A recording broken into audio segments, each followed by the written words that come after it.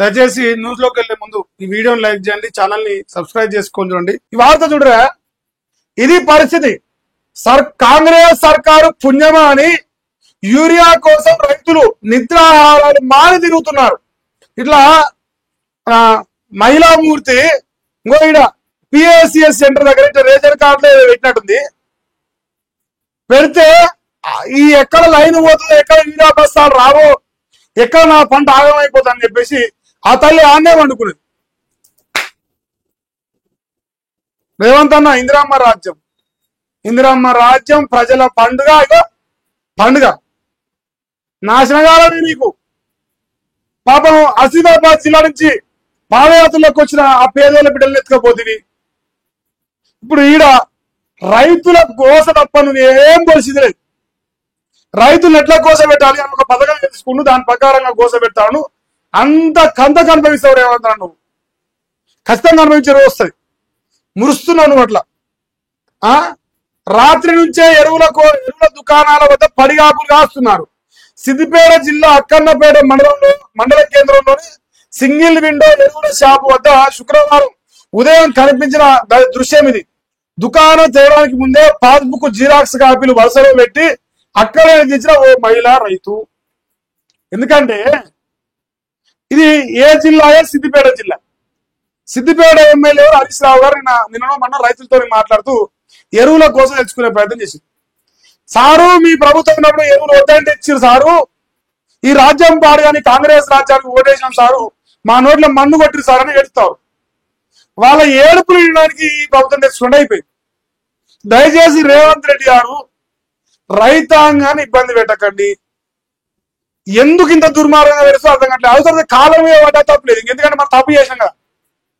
కాలం మీద పడ్డా తప్పు లేదు, ఎందుకంటే ఈ దేశవ్యాప్తంగా 29 రాష్ట్రాలు ఉంటే ఊరికన్నా ముందర పోయి లైన్ కడితే అయిపోతుండే. మనకు కావాలంత యూరియా ఇస్తుండే, లైన్ కట్టపోతుంది. ఇలా యూరియా లేకపోయి రైతులు ఇబ్బంది పడుతుండే, రైతులు కోసలిస్తా ఉండే. రైతు బంధు చేయకపోతుంది, రుణమాఫీ చేయకపోతుంది, నీళ్ళు ఇవ్వకపోతుంది, కరెంట్ ఇవ్వకపోతుంది, ఏది చేయకపోయినా అది కోసం అనుకుంటే రైతులు పంట పండిస్తా ఉంటే 4 మెతుకులు మన నోట్లే పంపిస్తా ఉంటే గింతనన్నా ఉండద్దా రైతుల మీద ప్రేమ? ఇంత ఏం పాపం చేసిరా నీకు రైతులు? అరే వచ్చిన కానించి రైతులను టార్గెట్ పెట్టుకొని బతాను, వదిలి పెడతాను తోటి రైతుల్ని. బాబా ఈ పాపం ఒకరే ఏం పోయింది నీకు. ఇంకా బర్త్డే మధ్య యూరియా బాస్ ఇచ్చారంట. ఎరువుల కొంతపై శాత్రాజుపల్లి రైతుల వినూత్న నిరసన. పుట్టినరోజు నాడు యూరియా బాస్ తగ్గిపించాడు, అది దొరుకుతాయి కదా. మరి ఆడికాయ 1 ఎకరం యూరియా వేసుకుంటాడు, 1 ఎకరం బెనిఫిట్ అయింది. ఇప్పుడు పుట్టినరోజు ఎకరానికి పనికి వచ్చింది. దయచేసి మారే ప్రయత్నం చేయండి రేవంత్ రెడ్డి గారు. రైతుల విషయంలో మారి రైతులకు కావాలని అవసరాలు తీర్చే ప్రయత్నం చేస్తే ఒక మంచి పేరన్న వస్తుంది రైతుల విషయంలో. ఆయన 10,000 వీకిస్తాడు కేసీఆర్, నీ 15,000 వీకిస్తా రైతు బంధు అని తీసుకొచ్చినాం.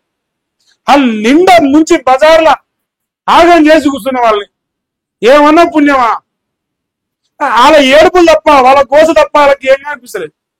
అది ఎందుకు వేస్తున్నా కాంగ్రెస్ కి ఓటు? ఏం బాగా తెచ్చుకునిరా సల్లగా.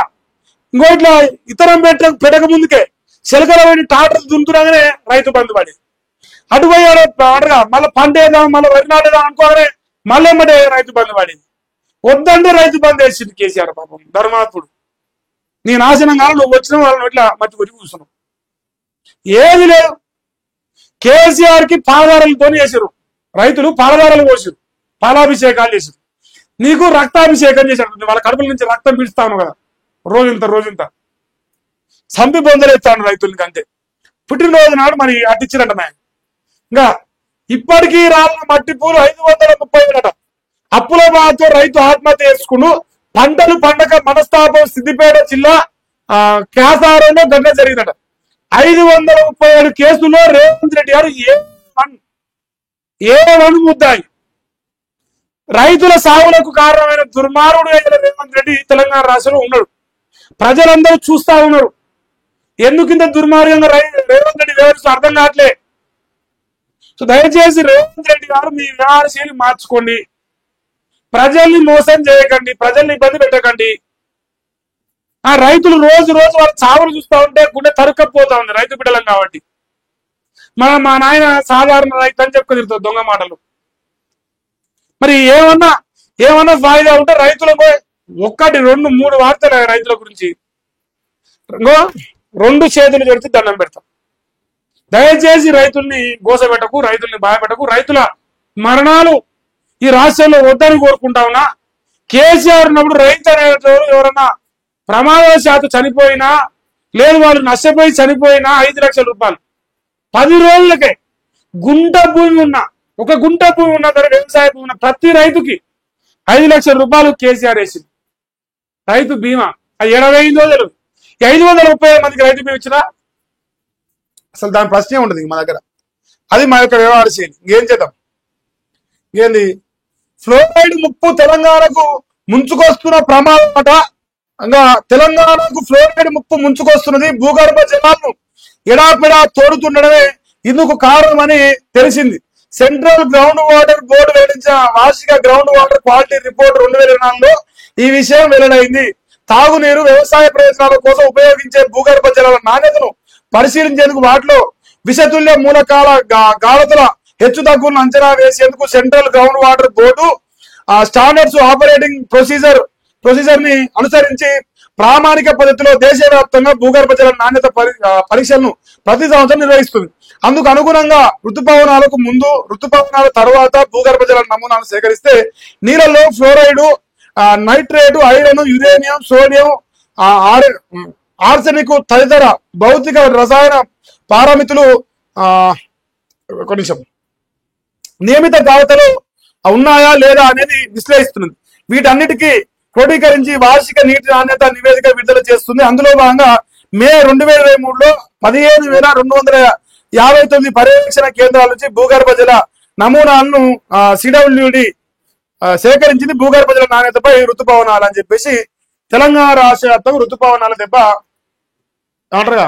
మన అన్న రేవంత్ రెడ్డి గారు వచ్చారు, రాజ్యం నీళ్ళు ఇయలే, కరెంట్ ఇయలే, భూగర్భ జలాలు వెరగలే, ఉన్న నీళ్లు దూరుతా ఉంటే దాంట్లో క్వాలిటీ పడిపోయి తద్వారా ఫ్లోరైడ్ పెరుగుతారు.